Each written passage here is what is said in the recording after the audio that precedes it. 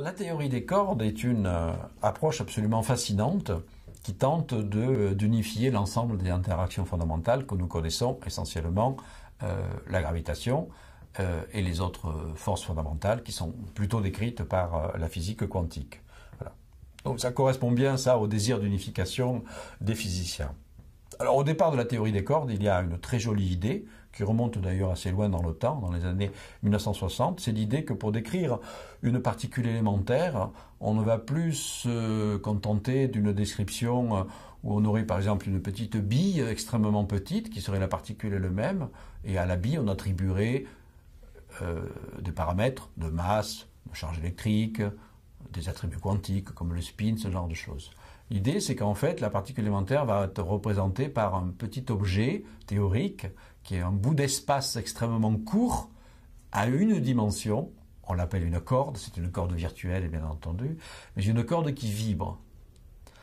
Alors l'idée est très jolie parce que ça voudrait dire que toute particule, quelle que soit sa nature, que ce soit un photon, un électron, un proton, etc., un neutrino, est représentée par le même objet, une corde. Petit bout d'espace unidimensionnel qui vibre.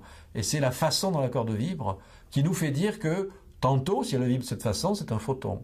La même corde vibrant d'une autre façon, c'est un proton ou un électron. Donc en fait, c'est un magnifique pas en avant vers l'unification, puisque ça veut dire que les centaines et centaines de particules élémentaires apparemment différentes les unes des autres se regroupent finalement en deux familles seulement. Les cordes, c'est quand on les porte. Soit elles sont ouvertes, soit elles sont fermées. Donc une corde ouverte, c'est une corde qui a deux extrémités libres. Et entre les deux, ça vibre d'une certaine façon. Une corde fermée, c'est une boucle, qui vibre également avec des modes vibratoires. Donc dans ce schéma, toutes les particules élémentaires se réduisent à deux types d'objets, cordes ouvertes ou cordes fermées.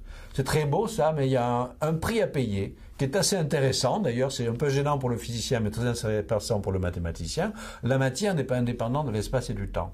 Donc pour que ce schéma de description de la matière fonctionne, il faut l'insérer dans un cadre spatio-temporel.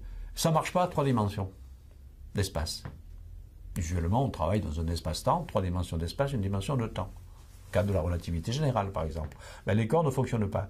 Ça ne fonctionne que si vous rajoutez les dimensions supplémentaires. Par exemple, 10 dimensions d'espace. Voilà.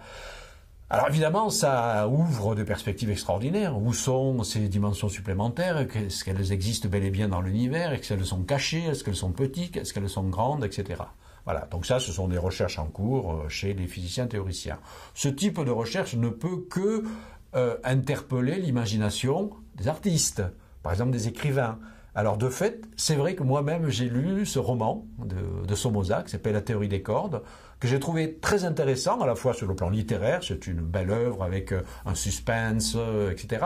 Et puis, il s'est assez bien documenté sur ce qu'est réellement la théorie des cordes. Donc, il y a des choses, des digressions scientifiques qui sont loin d'être absurdes. Mais c'est vrai qu'à un certain moment, il fait une hypothèse, c'est un écrivain, il fait appel à son imagination, et il va un peu plus loin que ce que dit la théorie des cordes, et il imagine effectivement l'ouverture de cordes temporelles qui nous permettraient, en les maîtrisant, d'aller explorer en fait le passé de l'histoire. Alors ça, c'est une invention romanesque, et pour l'instant, la théorie des cordes ne peut effectivement pas dire réellement que l'on puisse un jour ouvrir des cordes du temps pour voyager dans le passé.